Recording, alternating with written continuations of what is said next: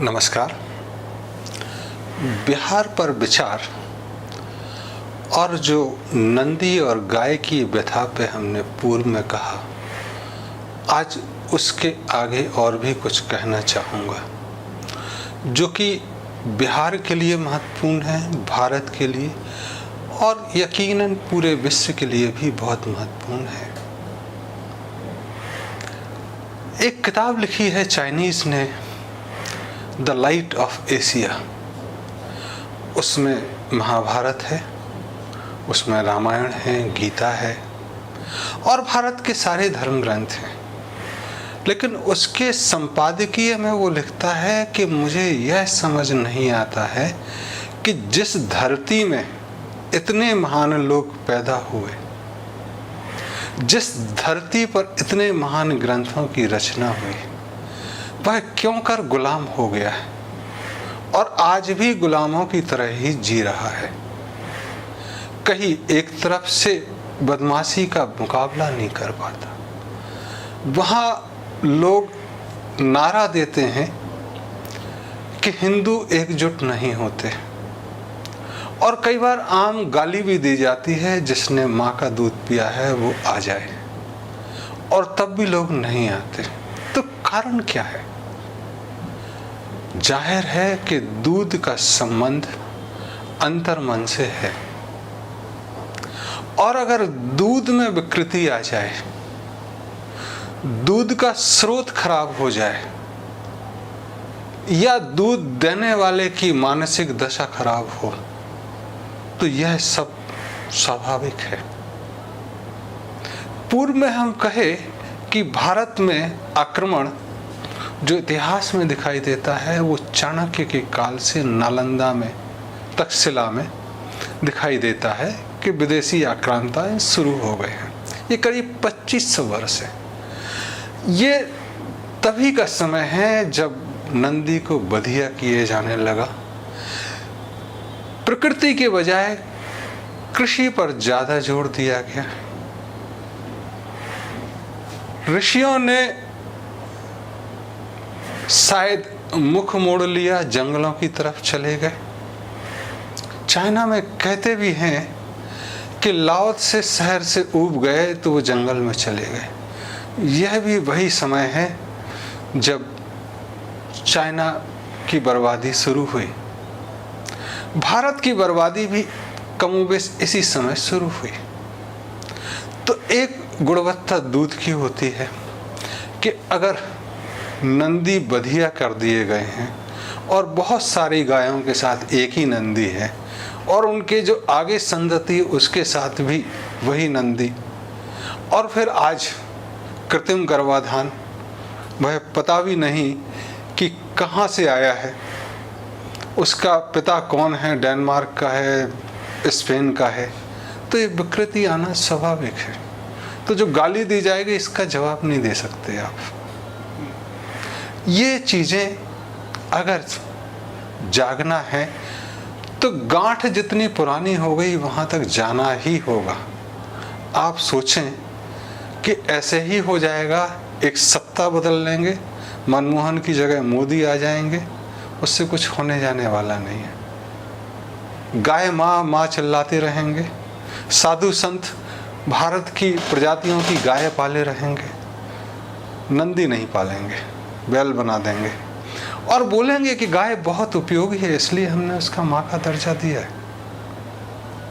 अरे माँ अगर उपयोग की वस्तु होती है तो आज जो सारे गांवों और शहरों में बुजुर्गों की हालत है वह इसका परिणाम है। दूध देना बंद करने के बाद जो गायों में, शहरों में चौराहे पे गायें दिखाई देती हैं, वह इसका सबूत है कि गाय को आपने उपयोगी मान लिया।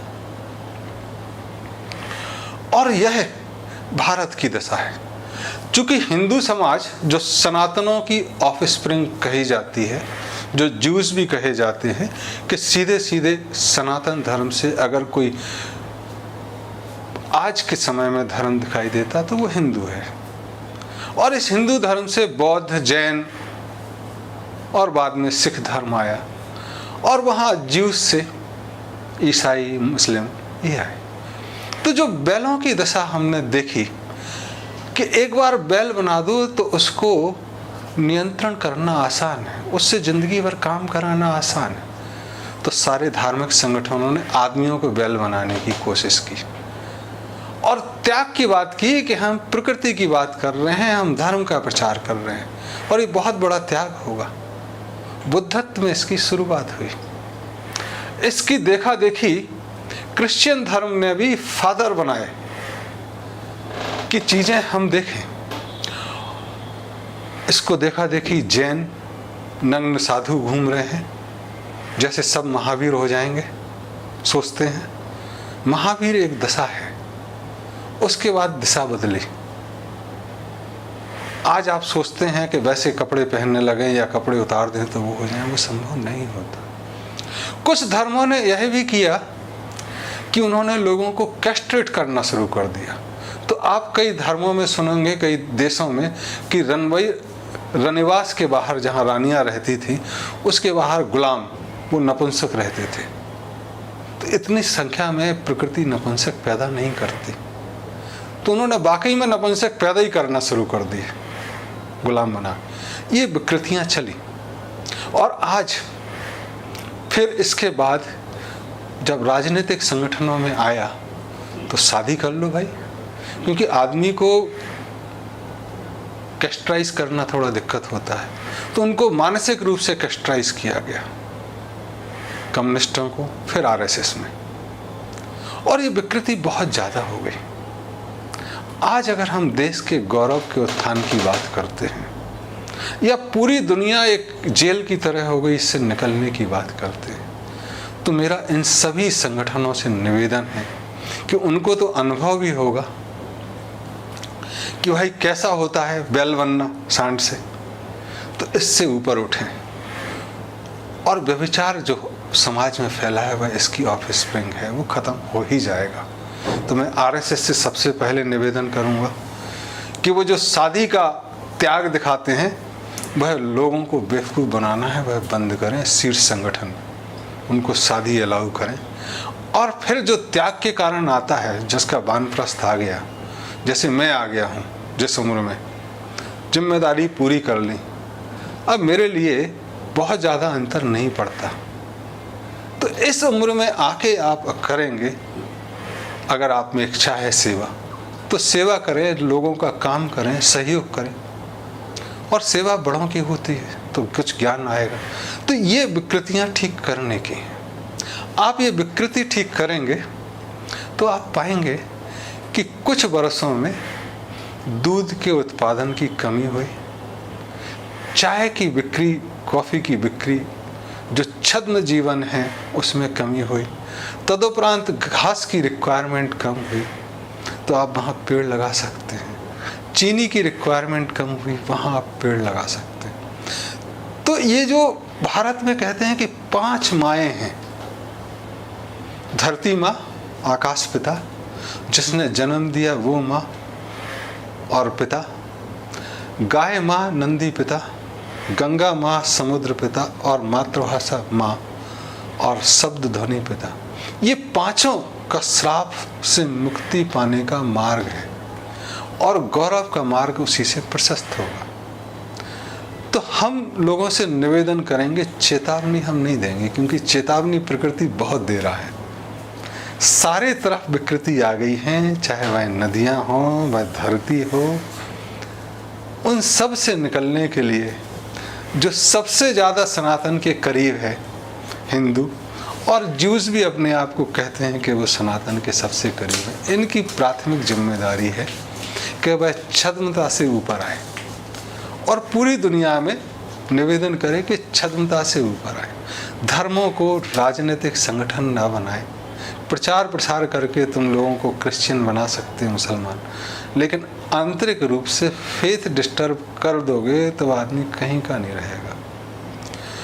तो इन सब से ऊपर उठने की ज़रूरत है। बिहार हम इसलिए कह रहे हैं कि जहाँ तक ऋषियों ने हमसे कहा, बुजुर्गों ने कहा कि पहल जो बधिया किया गया और इसका प्रयोग हुए बैल के, वो बिहार से हुए।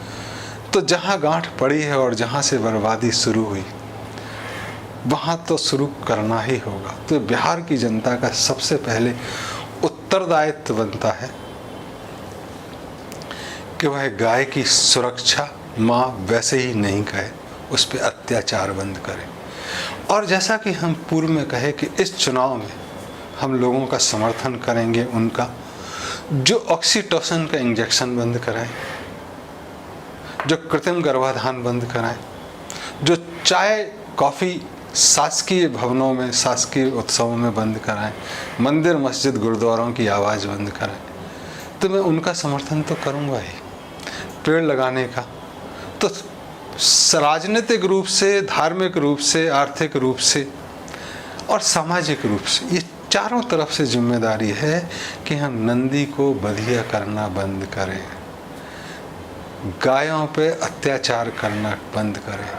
तो गाय का जो मीट एक्सपोर्ट है, बीफ एक्सपोर्ट है, जो खा के लोग अत्याचारी हो गए हैं पश्चिमी देशों में, वह अपने आप स्वतः ही बंद हो जाएगा। आप जब हो गई नहीं, जब कैनिवल्स बंद हो गए जो आदमी आदमी को खाते थे, तो होंगे ही नहीं तो कैसे कर लेंगे। तो प्राथमिक रूप से जिम्मेदारी हमारी है कि हम करें। और मैं पुनः आह्वान करूंगा उन सभी संगठनों का जो सनातन के करीब हैं, जो नंदी को समझते हैं, उसकी पूजा करते हैं, जो गाय को माँ समझते हैं, उन सभी माताओं बहनों से, सभी शिव भक्तों से और सर्वप्रथम धार्मिक संगठनों से, राजनीतिक जो हिंदुत्व से जुड़े हुए हैं, जीव से भी जुड़े हुए हैं, कि वो आगे आएं और इस दिशा में कार्य करें। धन्यवाद।